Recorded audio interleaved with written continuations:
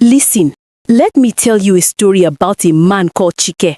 Big, strong Chike. The kind of man who walked around the village like he owned the ground beneath his feet. But by the time I finish this story, you will laugh. Because this same Chike who made everyone afraid, he would soon become the most henpecked husband in the entire village. But wait, I'm getting ahead of myself. Let me start from the beginning. Chike married his first wife, Amara, when he was 25 years old. On their wedding day, everybody clapped and danced. Chike smiled like a man who had won the lottery. Amara was beautiful, quiet, and respectful. Her parents trained her well. She could cook, she could clean, and she never talked back to elders. Chike's chest swelled with pride. Finally, he thought, a woman who would obey him without question. But that smile on Chike's face, it disappeared faster than free food at a village meeting. One evening, Amara served him his dinner. The soup was warm, the fufu was soft, everything was perfect. But Chike tasted it and his face squeezed up like he had bitten a lemon. "Amara, this soup is cold, cold like ice. Are you trying to poison me?" Poor Amara's hands started shaking. "I'm sorry, my husband. Let me warm it for you now." "Warm it? You should have brought it hot from the beginning. Do I look like a man who eats cold food?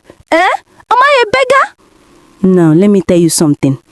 The soup was not cold at all. It was just not boiling hot. But Chike liked to find problems where there were none. If the food was too hot, he would complain. Too cold, he would complain. Just right, he would still find something to complain about. Maybe the plate was dirty. Maybe she served it with her left hand. Maybe the moon was not shining bright enough. Anything. Everything. That night, he slapped Amara for the first time, just like that. Her offense? Cold soup that was not even cold. Amara cried quietly in the corner while Chike ate his dinner and belched loudly, satisfied. This became the pattern of their marriage. Chike would find a reason, any reason, to raise his hand on her. The other villagers heard Amara's cries at night, but they turned their faces away. It's between husband and wife. We cannot interfere in people's marriages. The village women would see Amara at the stream with bruises on her arms, and they would shake their heads and whisper. But nobody did anything. Not her parents, not the elders, nobody. They all believed that a husband had the right to discipline his wife however he wanted. For 7 long years, Amara suffered. She became thin like a broomstick. Her eyes lost their shine. She stopped laughing. She stopped talking. She just existed, moving through life like a ghost. Every day she woke up, cooked, cleaned, and hoped that maybe today Chike will be in a good mood. But good moods were rare in Chike's house. Then one night, after Chike had beaten her particularly badly, Amara went to sleep and never woke up. Just like that, her body simply gave up. The village herbalist examined her and shook his head sadly. Her spirit left, he said. She was tired of suffering. Now, you would think that Chike would feel guilty, right? Wrong! This man cried at the funeral like he had lost the love of his life. Tears rolling down his cheeks like rain. Oscar-winning performance, I tell you. The villagers who didn't know the truth felt sorry for him. Poor Chike, he loved his wife so much. If only they knew. Chike buried Amara and observed the mourning period, but in his mind, he was already planning. He waited exactly 3 months, then he began looking for wife number 2. This time, he told himself, he would be smarter. He would find a woman from far away, someone who had not heard the stories about Amara. He traveled to a neighboring village, and that's where he found Nkem. Beautiful Nkem with her smooth skin and gentle smile. She was 22 years old, fresh, innocent looking, with eyes that stayed on the ground when men spoke to her. Perfect, Chike thought. This one will give me no trouble. Nkem's father was a poor farmer who was happy to receive Chike's bride price. My daughter is very obedient, he told Chike proudly. She never argues, never raises her voice. She will make you a good wife. Chike smiled.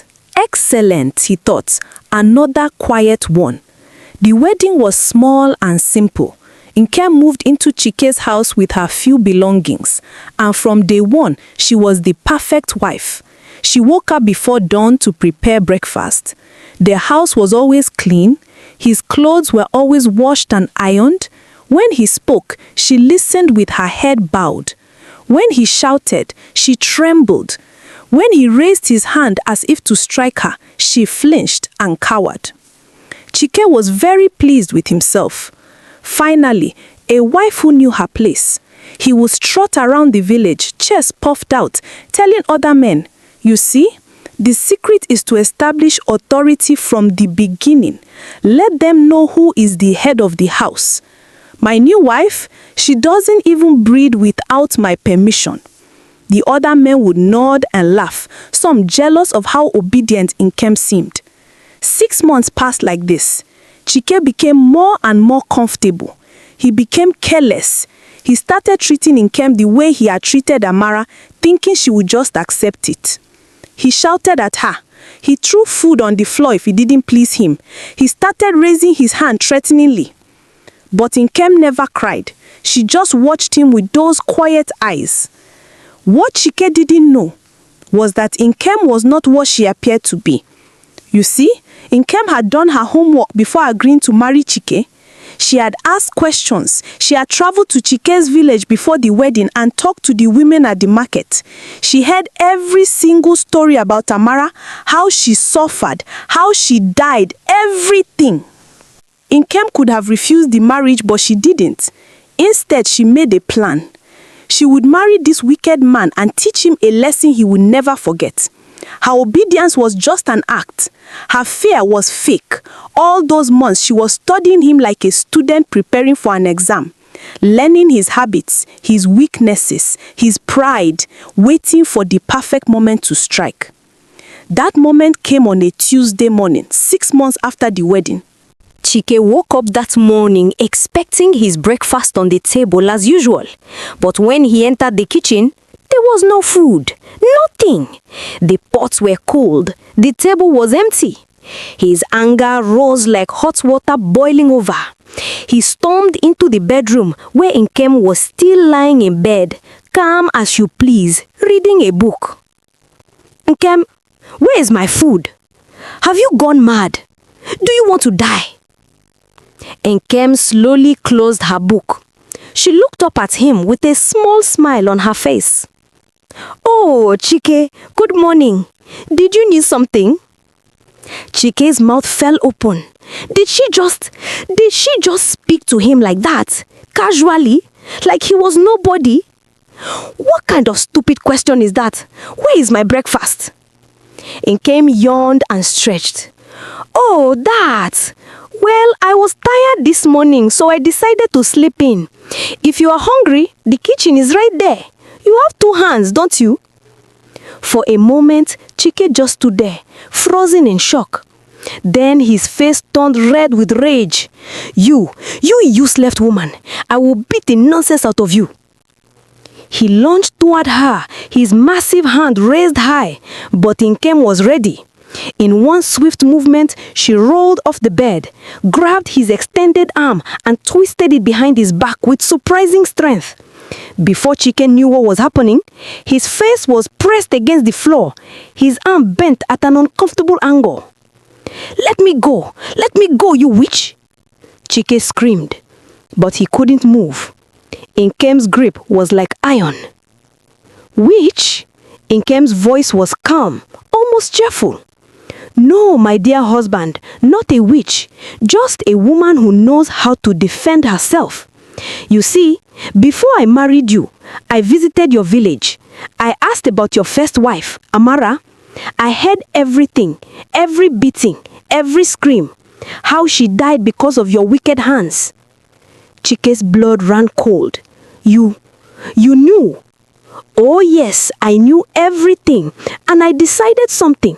I decided that you needed to learn a lesson. So, I married you. I pretended to be afraid. I pretended to be weak. But I was just waiting for you to try your nonsense with me. She pressed his face harder against the floor. Now, let me tell you how things will work in this house from now on. You will cook. You will clean. You will wash my clothes.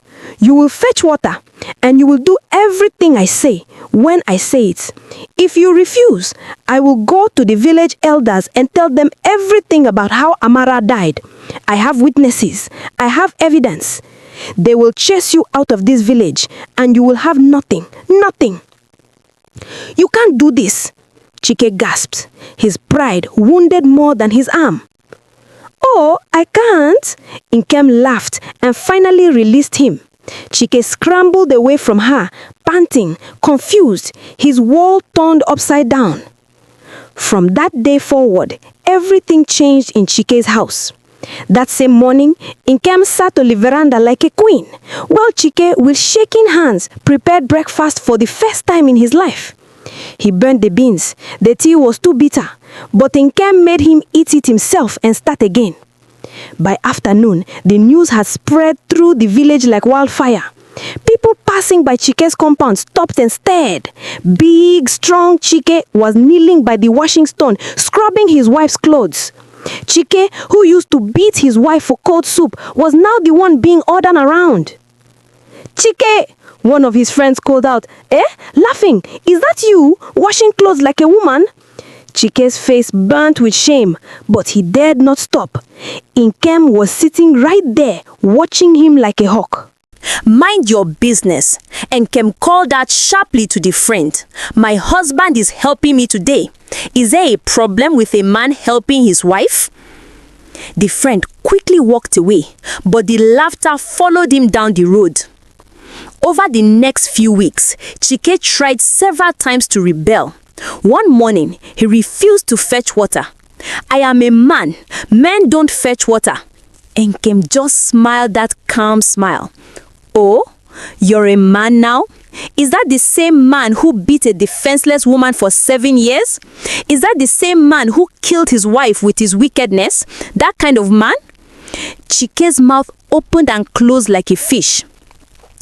Fetch the water, Nkem said softly, or I will visit the village square this afternoon and tell everyone what kind of man you really are. Chike fetched the water. He fetched it every day after that. Another time, he tried to hit her again. Big mistake. Nkem didn't just defend herself. She actually chased him around the compound with a broom, beating him on his backside while he ran like a scared goat. The neighbors heard the commotion and came out to watch. They couldn't believe their eyes. Chike the Terrible was running away from his small wife. Please, please, I'm sorry, Chike screamed as he ran. Sorry? You're sorry now? Where was this sorry when Amara was begging you? Whack! The broom landed on his back. One old woman watching from her compound slapped her knee and laughed so hard she nearly fell over. Ah, this is better than the cinema. Chike has finally met his match. From that day, Chike gave up completely. He accepted his new role in the house. Every morning, he woke up before Nkem to prepare her breakfast. He made sure the house was spotless. He washed her clothes and ironed them carefully. At mealtimes, he served her first and ate only after she was satisfied. The village watched in amazement. This was the same Chike, the proud man who used to strut around like a peacock. Now he walked with his head down, humble as a church mouse. The women of the village especially enjoyed this turn of events. They would gather at the stream just to watch Chike washing clothes.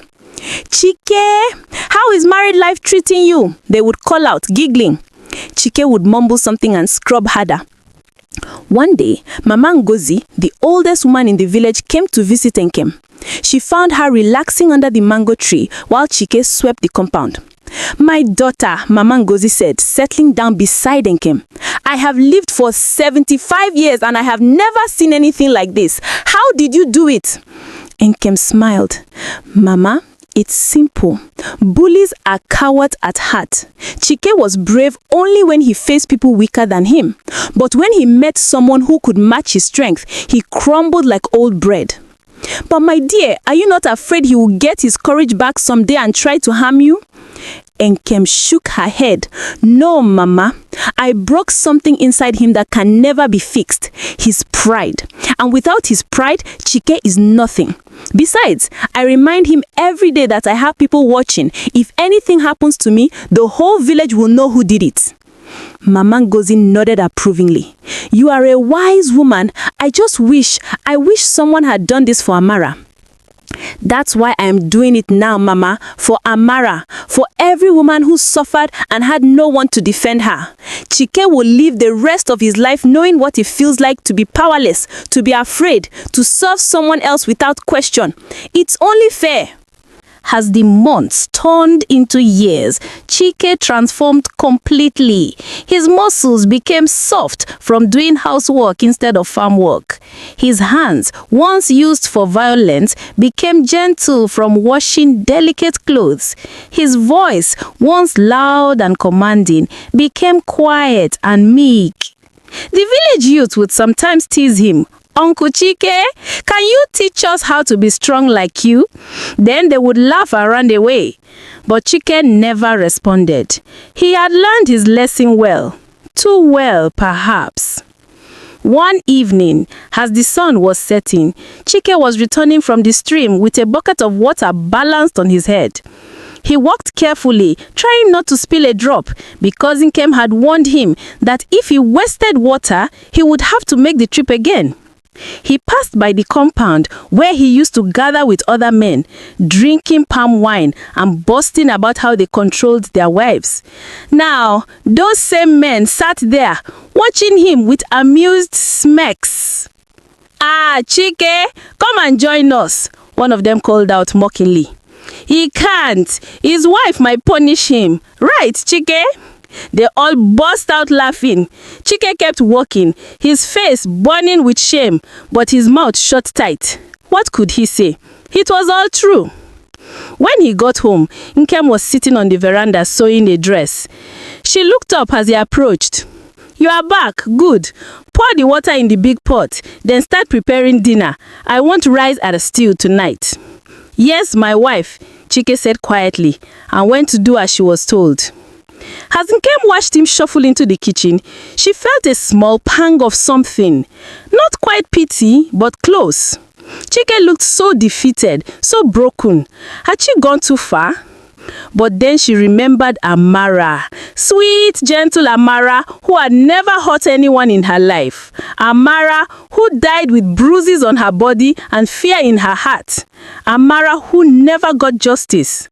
No, Nkem decided. She had not gone too far. If anything, Chike was getting exactly what he deserved. He was alive, wasn't he? He was healthy. He just had to work hard and obey rules. That's all. Nothing he hadn't forced Amara to do, except Nkem had added one thing: dignity. Even as Chike served her, she never beat him, she never stabbed him, she never truly hurt him. She just made him understand what it felt like to be powerless. Years passed. Chike became known throughout the region as that man whose wife controls him completely. Travelers passing through the village would hear the story, and some would even detour just to see if it was true. And there he would be, Chike the obedient husband, hanging clothes on the line or grinding pepper in the mortar. The story spread far and wide. In neighboring villages, mothers would tell their daughters, "Be like Nkem. Don't let any man think he can mistreat you." And they would tell their sons, "Treat women well or you might end up like Chike." As for Nkem, she lived peacefully. She never had to raise her hand against Chike again after that first day. The threat was enough. She started a small business selling clothes in the market and became quite successful. Chike, of course, did all the housework so she could focus on her business. Sometimes, late at night, when the village was quiet, Chike would lie on his mat on the floor. Yes, Nkem had the bed to herself, and wonder how his life had come to this. He who used to be feared was now a joke. He who used to be served now served. All because he had thought himself superior to women. All because he had believed that power gave him the right to hurt others. If he could go back in time, would he change? Would he treat Amara better? The truth is, we'll never know, because Chike never spoke about it. He just continued his days, cooking, cleaning, obeying. A living example of what happens when a bully finally meets his match. And Nkep, she would sometimes visit Amara's grave and place flowers there. "I did it, sister," she would whisper. "I made him pay. Rest well." The village elders who had once ignored Amara's suffering now looked at Nkem with a mixture of fear and respect. She had done what they failed to do. She had brought justice, even if it was served cold. So remember this story. Remember Chike, who wanted a quiet wife but married his match instead. Remember that strength is not about who can hit harder, but about who can stand up when everyone else stays silent. Remember that pride goes before a fall, and sometimes that fall is straight into a bucket of soapy water with clothes to wash. And if you ever meet someone like Chike, someone who thinks power means controlling others through fear, just smile and tell them this story. Tell them about the man who thought he was a lion, but turned out to be just an overgrown house cat.